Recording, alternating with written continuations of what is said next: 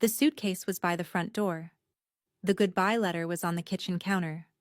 Maren Voss was supposed to be gone, but she had turned back for her mother's ring. She had taken it off tonight for the first time in 6 years, left it on the dresser as a kind of farewell, a severing of the last thread that tied her to this house. And now, walking back to retrieve it because she could not leave it behind after all, she stood frozen outside his study door, listening to a voice she thought she knew speak words that stopped her heart. The night her father died, she blamed the Kozlovs. She blamed herself. She has never known I was the one holding the gun. The air in the hallway turned to ice. The floor beneath her tilted. But then he said something worse. If she ever learns the truth, she will leave me. And the moment she steps outside these gates, my own men will put a bullet in her. I am the only thing standing between my wife and a grave. And I cannot tell her. I cannot tell her that loving her has cost me everything, and that losing her will cost me more. 20 feet from the man she had married, Maren Voss realized two things at once. Her husband had killed her father, and he was the only reason she was still alive.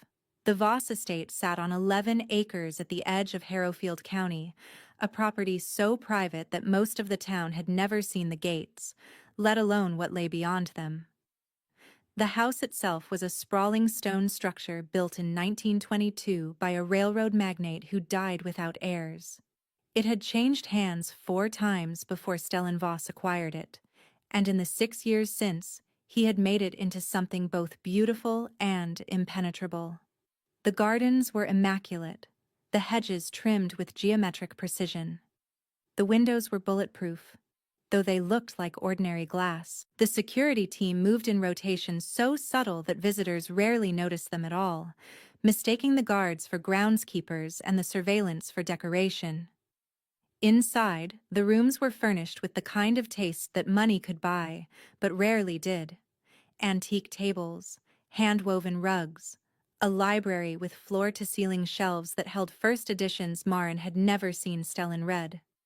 Every detail spoke of control, of intention, of a man who left nothing to chance. But for Maren, the house had always felt like a museum. Beautiful, silent, and somehow, despite its warmth, always cold. She had walked these hallways for 6 years. She had eaten breakfast in the sunroom and dinner in the formal dining room and felt alone in both. She had slept beside a man who touched her gently but rarely spoke, who looked at her sometimes with an expression she could never name, and who left before dawn most mornings without explaining where he went. She had stopped asking years ago. Now, standing outside his study with her mother's ring still waiting on the dresser upstairs, she finally understood why. The house was not a home, it was a fortress. And she had never known what it was protecting her from. Maren Voss had been born Maren Caldwell, the only daughter of a man who owned a small shipping company, and a mother who had died when Maren was 17. Her father, Donovan Caldwell, had been a quiet man. Not cold, but reserved. The kind of father who showed love through presence rather than words. He had taught her to fish on Lake Brennan every summer. He had driven 4 hours to watch her graduate from nursing school. He had walked her down the aisle the day she married Stellan Voss. And 3 months later, he was dead.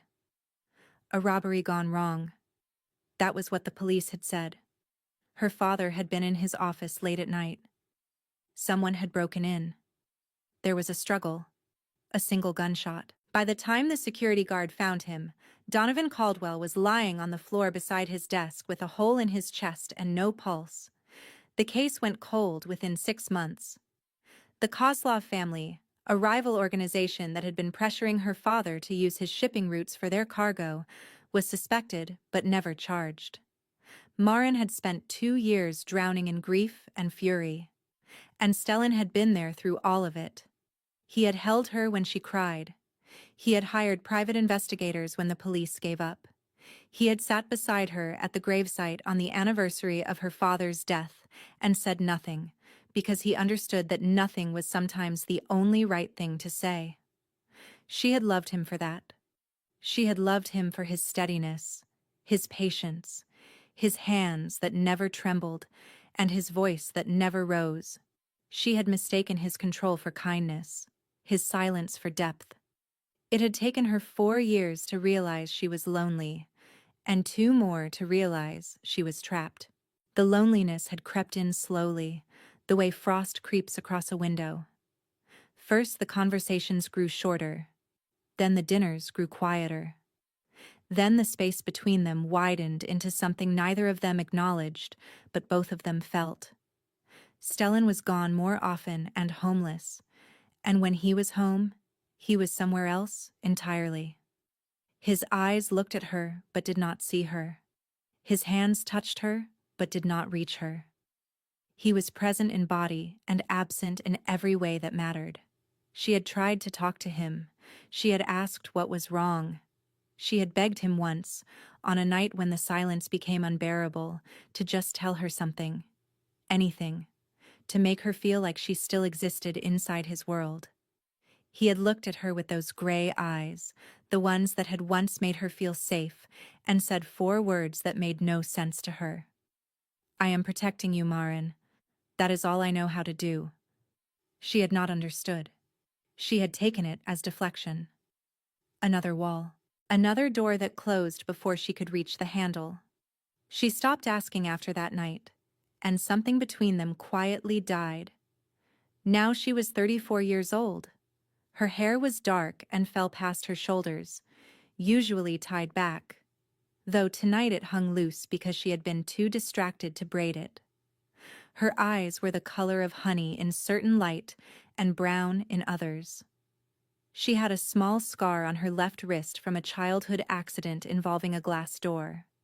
And until tonight, she had worn her mother's ring on a chain around her neck every single day since her father's funeral, because it had always been too large for her fingers, and because keeping it close to her heart was the only way she knew to keep them both alive.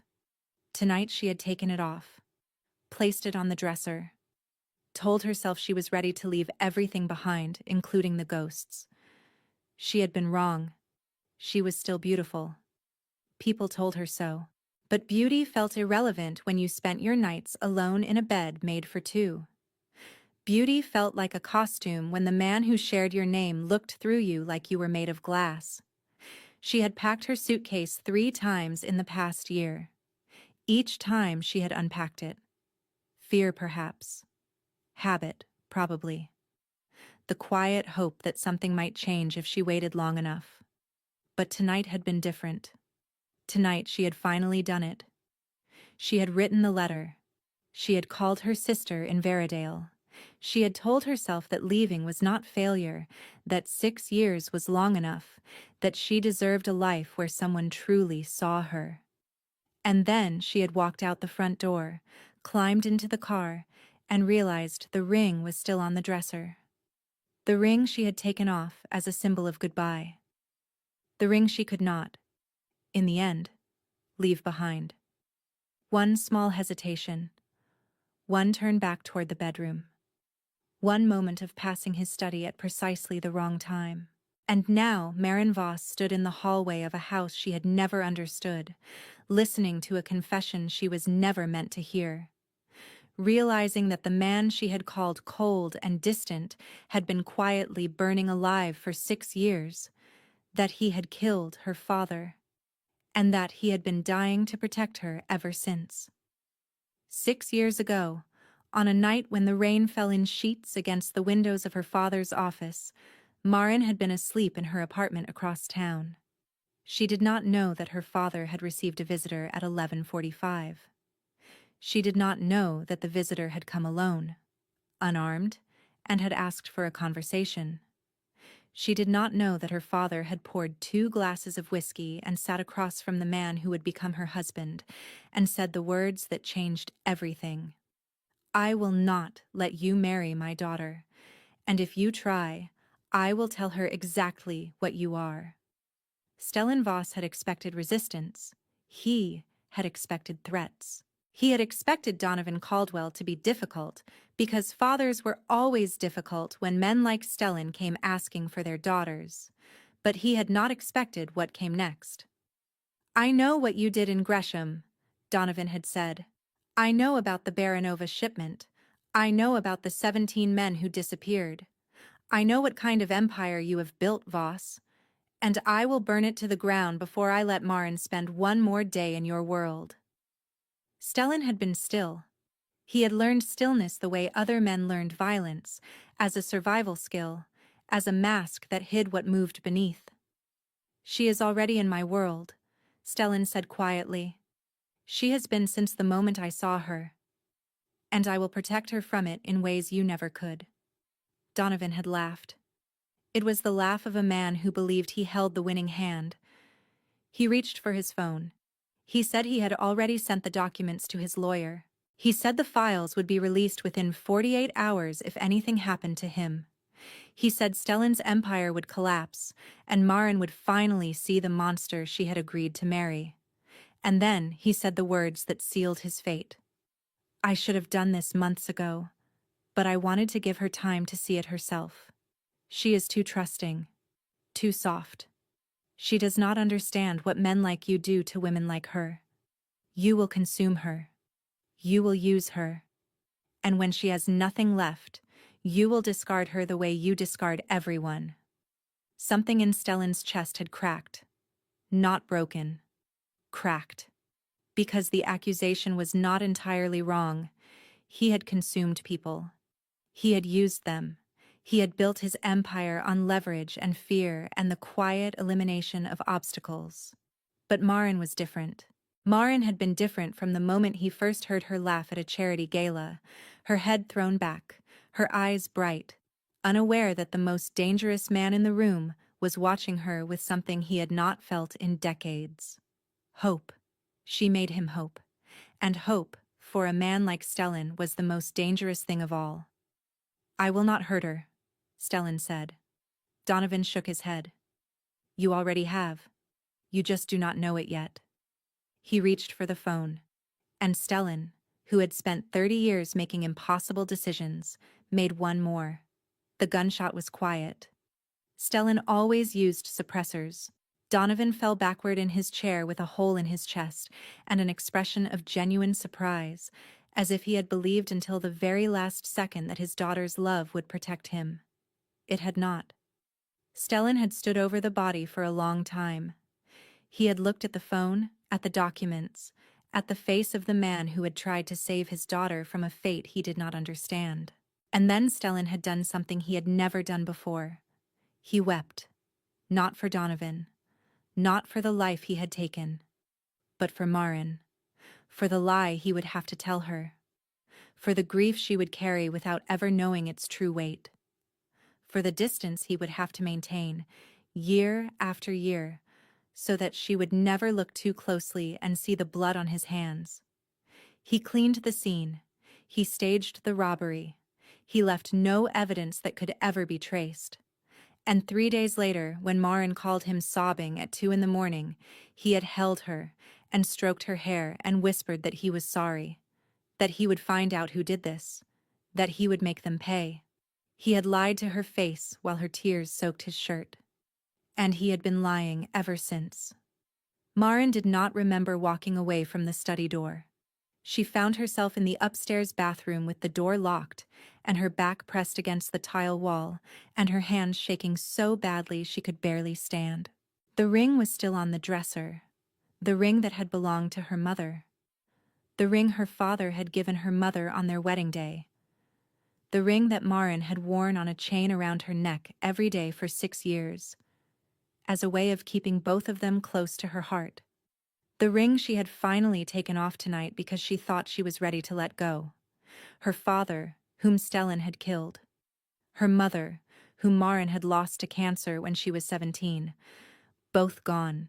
Both ghosts. And now one of those ghosts had a face. Had hands she had let touch her. Had a voice that had whispered her name in the dark. She pressed her fist against her mouth to keep from screaming. "Think," she told herself. Think. But thinking was impossible.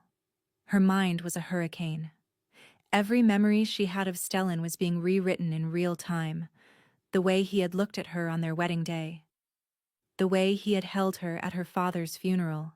The way he had said, "I am protecting you," with those gray eyes that she had once believed held depth, not deception. He had killed her father. He had held her while she grieved for a death he had caused. He had built their entire marriage on a foundation of blood and silence. And yet, "My own men will put a bullet in her." The words echoed in her skull. She had heard them clearly. Stellan's voice, steady as always, saying that the moment she stepped outside the gates, someone would kill her. Not him.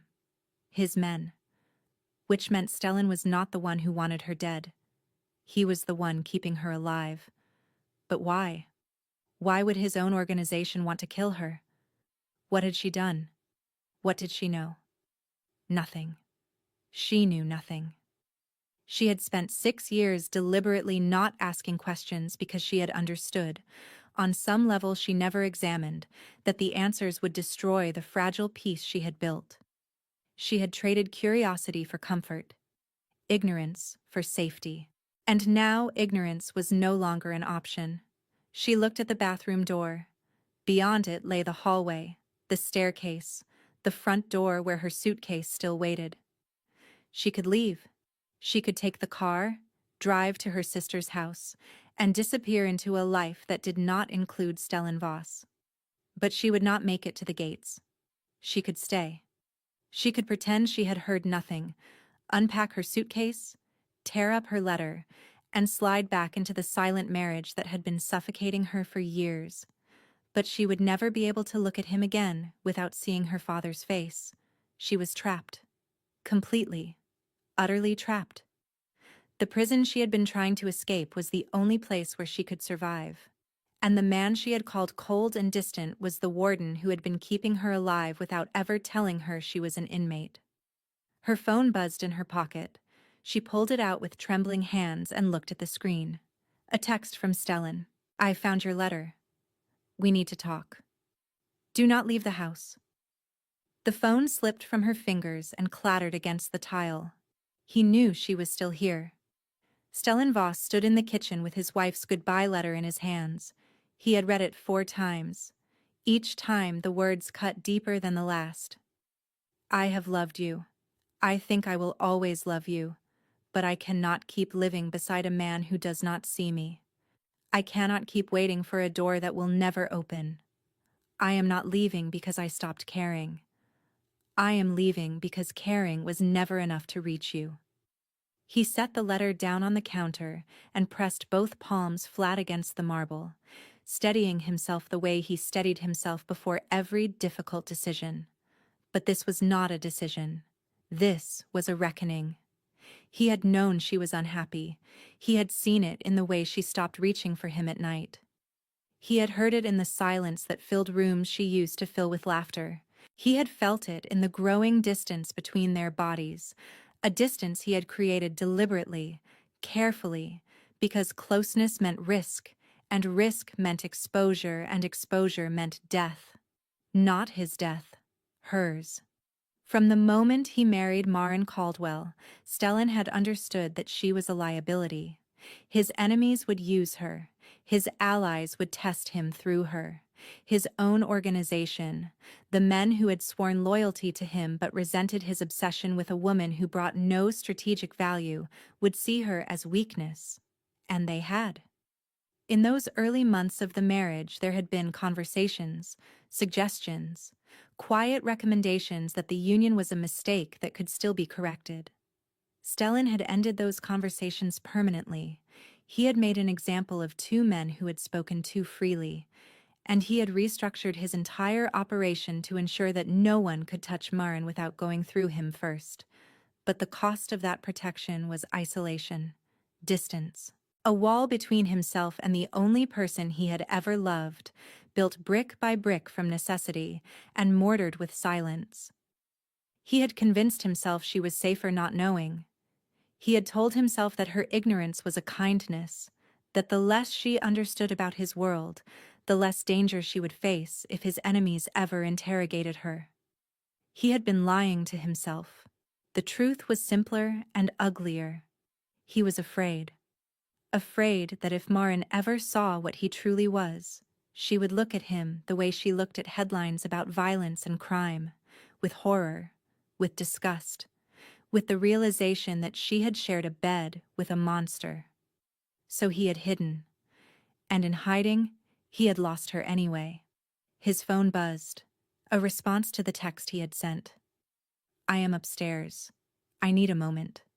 He looked at the ceiling, imagining her somewhere above him, reading his message, deciding whether to come down or stay hidden. She had no idea what he had done to keep her breathing. She had no idea that her father had tried to destroy him. She had no idea that the letter in his hands was the most terrifying thing he had held in years, because it meant she was ready to walk through a door that would get her killed.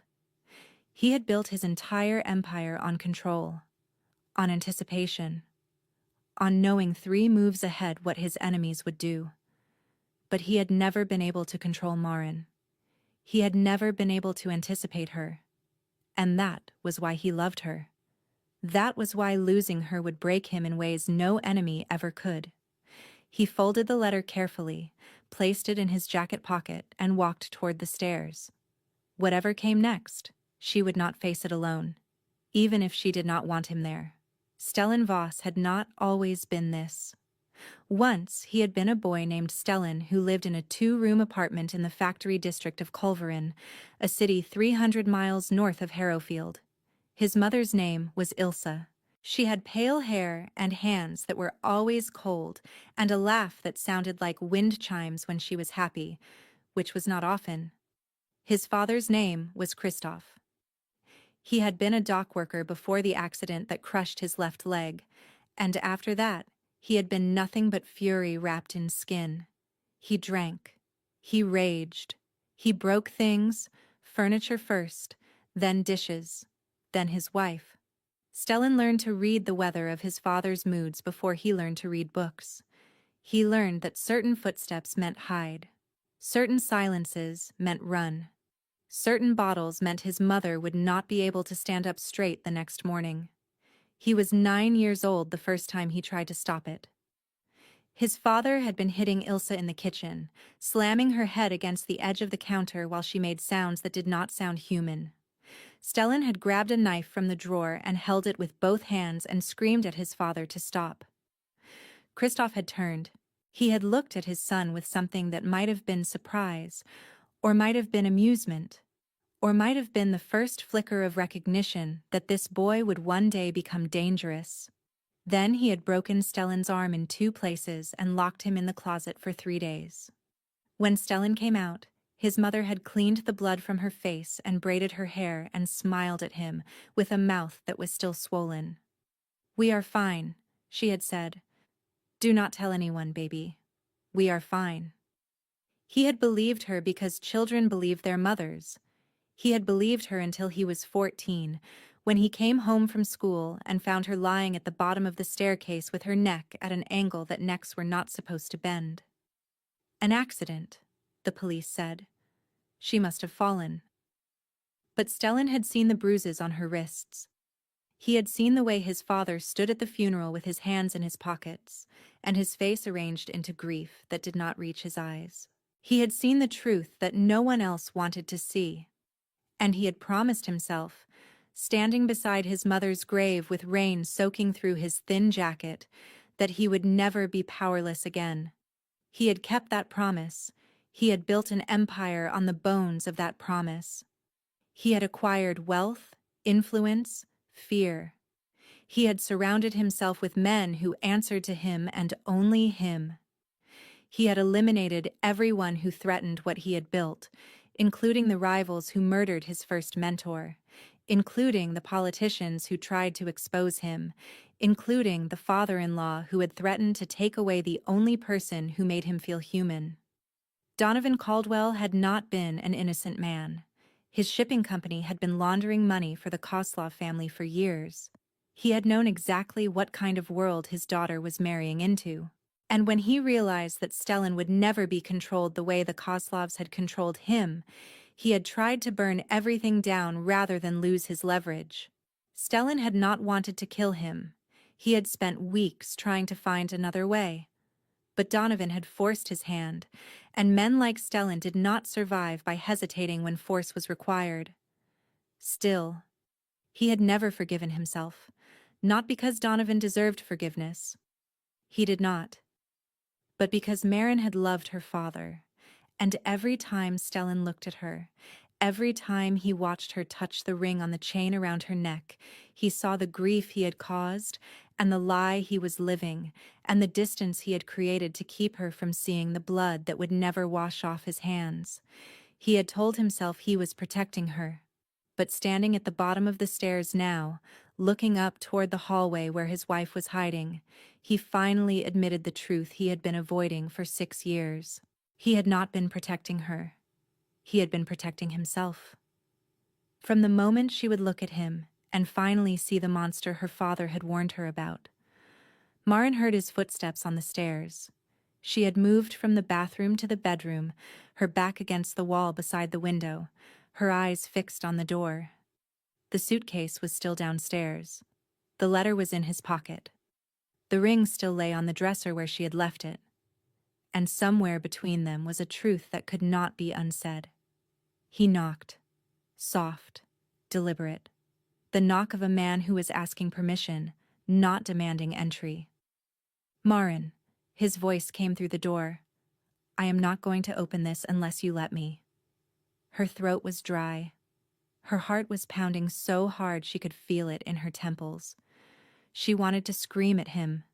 She wanted to throw something. She wanted to run at the door and beat her fists against it until her hands bled.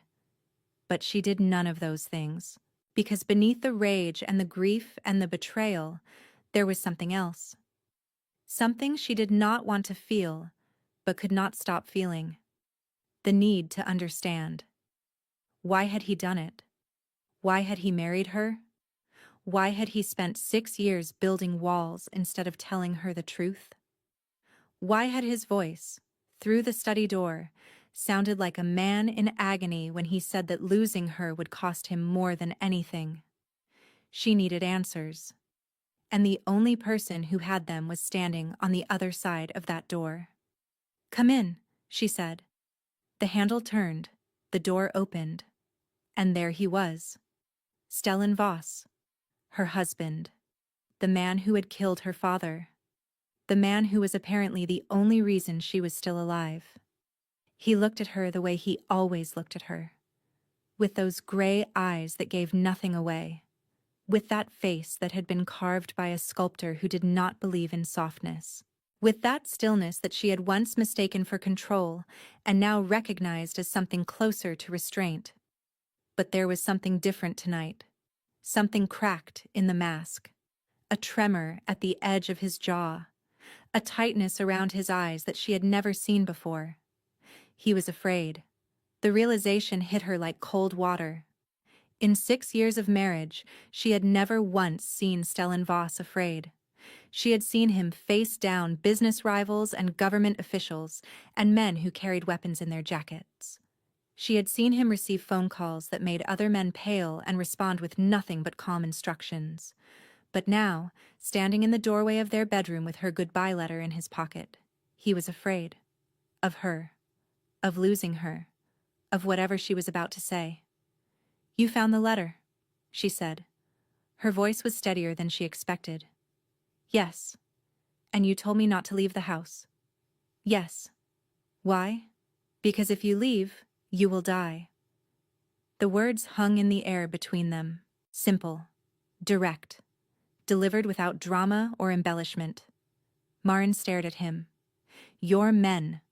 You said your own men would put a bullet in me." Something flickered in his eyes. "You heard that? I came back from my mother's ring. I was passing your study." Silence. Long. Heavy. Then Stellan exhaled slowly, the way a man exhales when he has been holding his breath for years and finally accepts that the holding is over. "How much did you hear?" "Enough." She swallowed. "You killed my father. He did not deny it. He did not flinch. He met her eyes and said the word she had been dreading and expecting in equal measure. Yes. Marin's legs gave out. She slid down the wall until she was sitting on the floor with her knees pulled up and her hands pressed against her face. The sound that came out of her was not a scream. It was smaller than that. Quieter. The sound of something inside her that had been hoping, against all evidence that she had misheard. She had not misheard. Stellan took a step toward her. She held up one hand. Do not come near me. He stopped. He stood there, 3 feet away, his hands at his sides, his face stripped of everything except the thing he had been hiding for 6 years. Pain. It was written across his features like a language she had never learned to read. The pain of watching her crumble. The pain of knowing he had caused it. The pain of finally being seen for what he was, and understanding that what he was might be unforgivable. You have every right to hate me, he said quietly.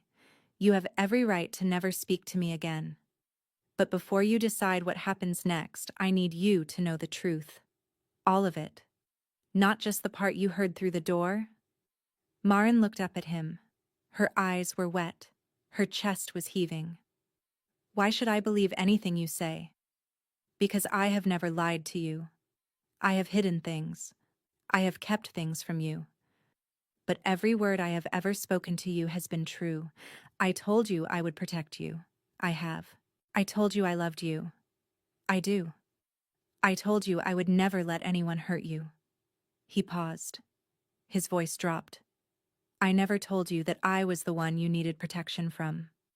And for that, I am sorry. I am sorrier than I know how to say.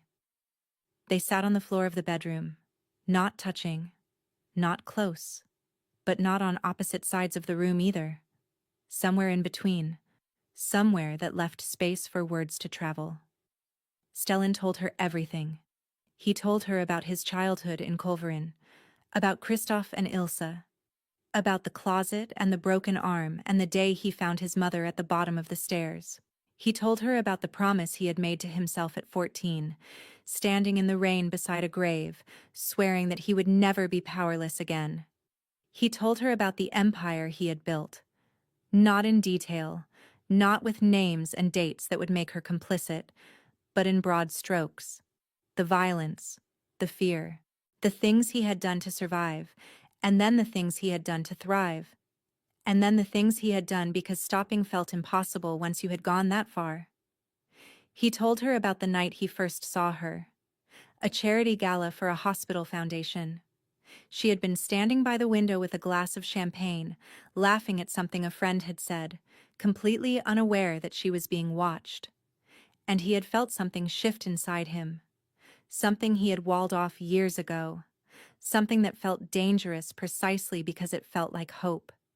He told her about their courtship, how every dinner, every phone call, every slow step toward intimacy had been shadowed by the knowledge that he was pulling her into a world she did not understand. How he had told himself he would walk away. How he had tried once and lasted 4 days before he called her again. He told her about her father. Donovan Caldwell had not been the man she thought he was. He had spent 15 years using his shipping routes to move money for the Kozlov organization. He had been complicit in operations that had left bodies in harbors and warehouses across 3 states. He had smiled at family dinners while men were being killed on boats that bore his company's name. When Donovan realized his daughter was falling in love with a man whose empire was larger than the Kozlovs and whose loyalty could not be bought, he had panicked. He had tried to use his knowledge of Stellan's operations as leverage. He had threatened to expose everything unless Stellan ended the relationship. And when Stellan refused, Donovan had made good on his threat. He had called the Kozlovs. He had offered them a trade, Stellan's secrets in exchange for their protection, a new alliance that would cut Stellan out entirely and position Donovan as the middleman for a reorganized operation. But the Kozlovs had made a different calculation. They had decided that Donovan was a liability. That his desperation made him unpredictable. That killing him and framing Stellan would solve two problems at once. They had sent a man to Donovan's office that night. A man who was supposed to pull the trigger and leave evidence that pointed to Stellan's organization. But Stellan had found out. He had his own sources inside the Kozlov network, and he had gotten there first. "I did not kill your father to protect myself," Stellan said. His voice was raw, stripped of the control that usually armored it. "I killed him because if I did not, the Kozlovs would have killed him and then killed you. They would have made it look like a murder-suicide. A grief-stricken daughter who could not live without her father. It was already planned. I saw the documents. I saw the timeline." Marin was shaking. Whether from cold or shock or something else, she did not know. "You could have told me," she whispered. "You could have warned me. We could have run." "Run where?" Stellan's eyes were bright with something that might have been tears. "There is nowhere on Earth the Kozlovs cannot reach. Nowhere my own organization cannot reach. The only way to keep you safe was to keep you here. Inside these walls. Under my protection. Where no one could touch you without going through me first. But your own men. You said they want me dead. Not all of them. But enough." He exhaled. "When I married you, I broke an unwritten rule. Men in my position do not marry for love. They marry for alliance, for strategy, for bloodlines that strengthen the organization. You brought none of those things. You were a vulnerability, a weakness they could exploit. And they tried. More than once in those first months. I handled it. But the resentment never went away. It just went underground. There are men in my organization who believe that if you were gone, I would become what I was before. Focused, ruthless, uncompromised.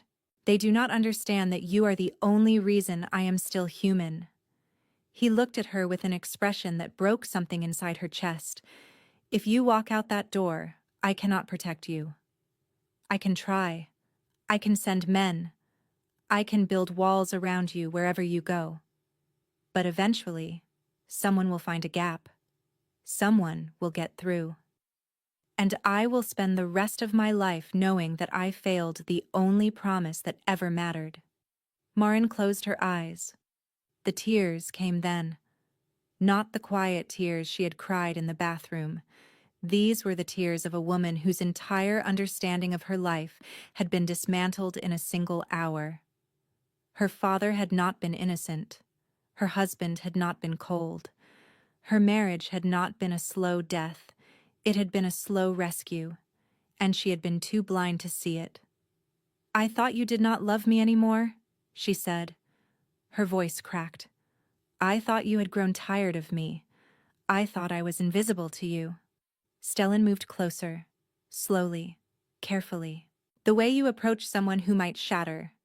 You have never been invisible to me." He reached out and took her hand. His fingers were warm, solid, trembling slightly.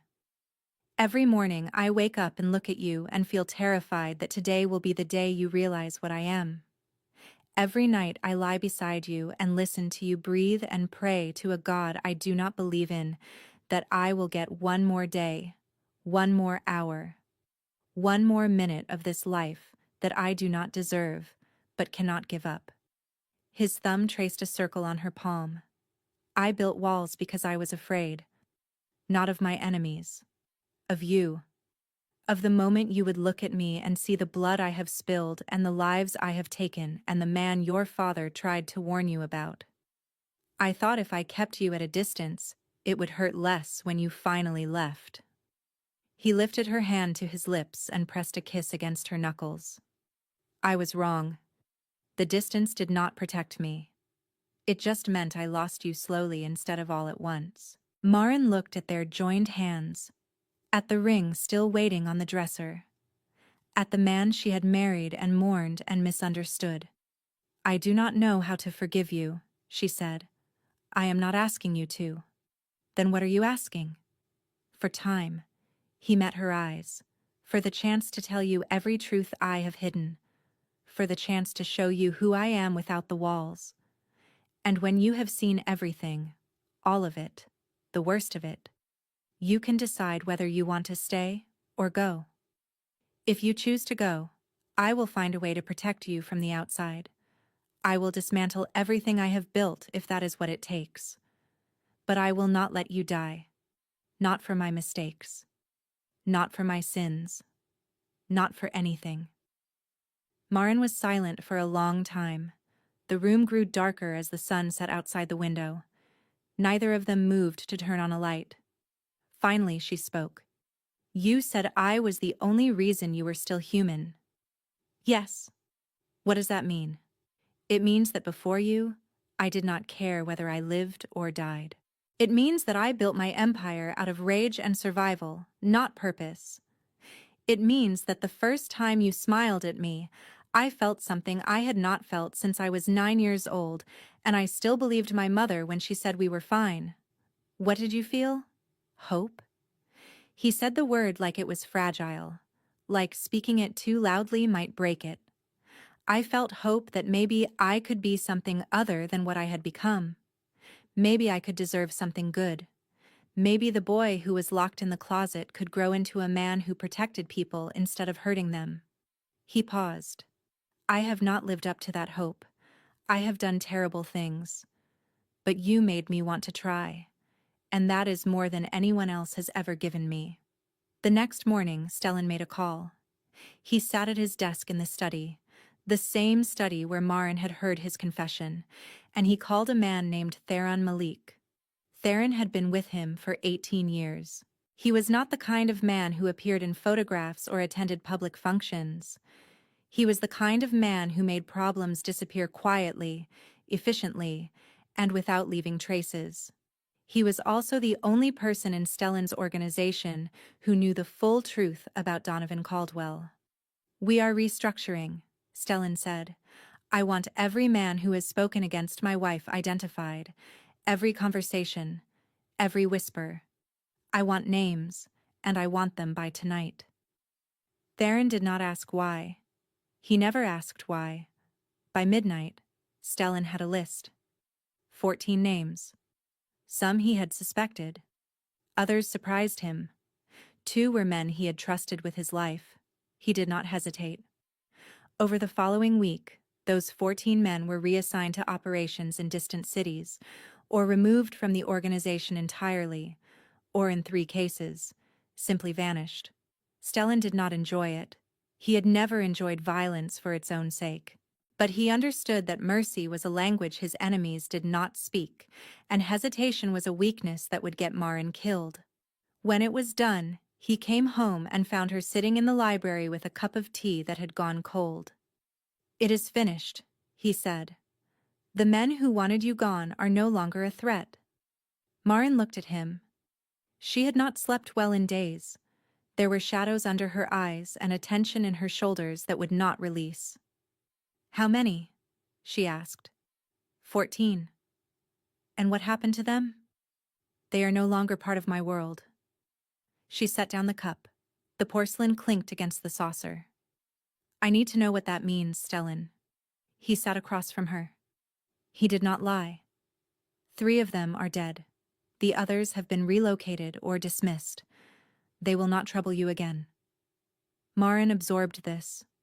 He watched her face, waiting for the horror, the revulsion, the moment she would finally see him clearly and turn away. It did not come. Instead, she asked a question that surprised him. Would you have done this before? If I had never heard your conversation? If I had simply left with my suitcase and my letter? Yes. He did not hesitate. The moment you walked through those gates, I would have activated every resource I have. I would have sent Theron. I would have dismantled my own organization piece by piece to keep you alive. The only difference is that now you know. She was quiet for a long moment. Then she said something he had not expected. I want to meet Theron. Why? Because if he is the one who will be protecting me, I want to look him in the face. I want to know who he is. I want to stop being a woman who hides from the truth and start being a woman who faces it. Stellan studied her. There was something new in her eyes, something that had not been there a week ago. It was not forgiveness. It was not trust. It was something deeper and more difficult to define. Resolution. She had decided something. He did not know what. But he understood that Maren Caldwell Voss was no longer the woman who waited in beautiful rooms for explanations that never came. She was becoming something else. I will arrange a meeting, he said. Maren met Theron Malik on a Tuesday afternoon in the garden behind the main house. He was not what she expected. She had imagined someone cold, someone with dead eyes and a mouth that never smiled. Instead, she found a man in his late 40s with silver at his temples and a calm demeanor that reminded her, strangely, of her nursing instructors from years ago. Patient, observant, unhurried. Mrs. Voss, he said, inclining his head. Maren. He paused, considered, then nodded. Maren. They walked together along the gravel path that wound through the rose beds. The autumn air was crisp. Leaves fell in slow spirals from the oak trees at the edge of the property. My husband says you have been with him for 18 years. That is correct. And you know everything. About my father, about the Kozlovs, about the men who wanted me dead. I do. Maren stopped walking. She turned to face him. Why did you stay? Knowing what he is, what he has done. Why did you give him 18 years of your life? Theron was silent for a moment. When he spoke, his voice was measured but not mechanical. There was something human in it, something she had not expected. Because I knew his mother. The words hit Maren like a wave. You knew Ilsa? I grew up 3 buildings away from their apartment in Culverin. I was 17 when she died. I watched Stellan stand at her grave in the rain with no umbrella and no one beside him. I watched him make a promise to himself that day. And I have watched him keep that promise ever since. He looked at the rose beds. His expression softened slightly. He is not a good man. He would be the first to tell you that. But he is a man who has tried, in his own way, to become better than what made him. Most people do not try. Most people accept the darkness they were born into and pass it on to the next generation. Stellan refused. He built walls instead of weapons. He chose protection instead of destruction. And when he found you, he chose love over power. He turned back to Maren. That is why I stayed. Because I believe that what we choose matters more than what we are born into.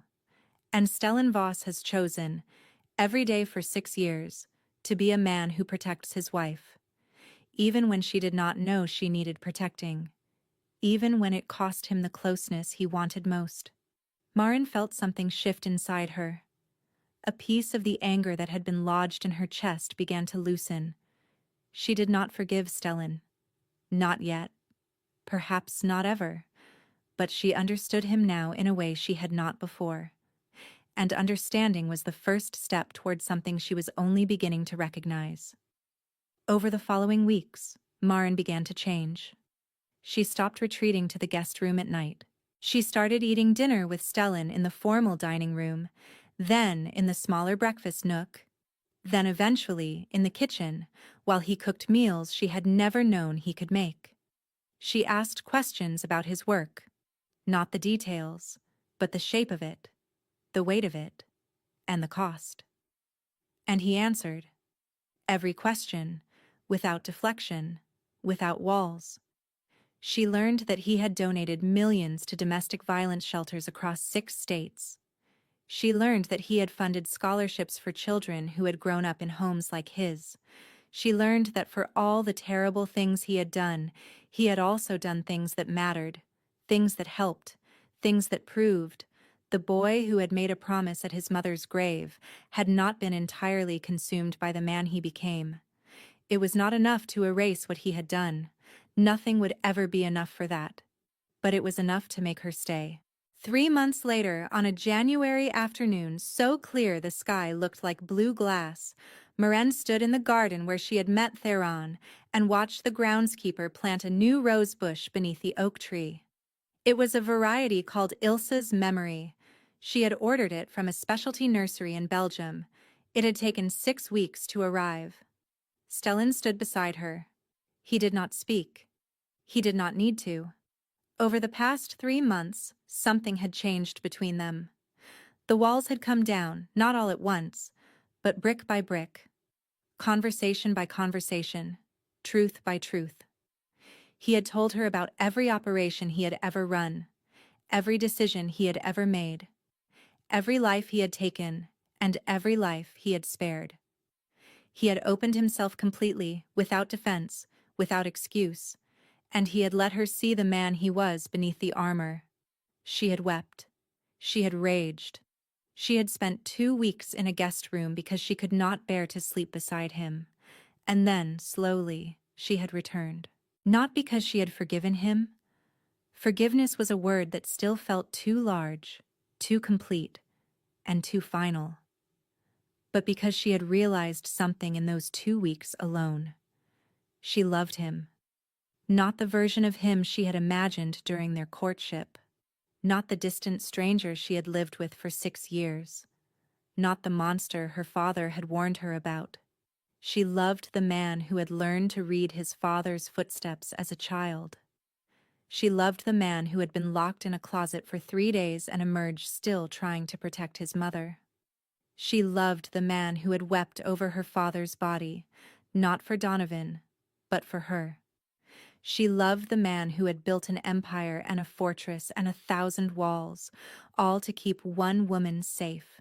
She loved him because he had chosen her, over and over again, in every decision, every sacrifice, every silent year of distance that had been designed to protect her, even as it broke his own heart. That kind of love was not clean. It was not simple. It did not fit into the boxes that romantic stories provided, but it was real, and real was enough. The groundskeeper finished planting the rose bush and stepped back. The soil was dark and fresh.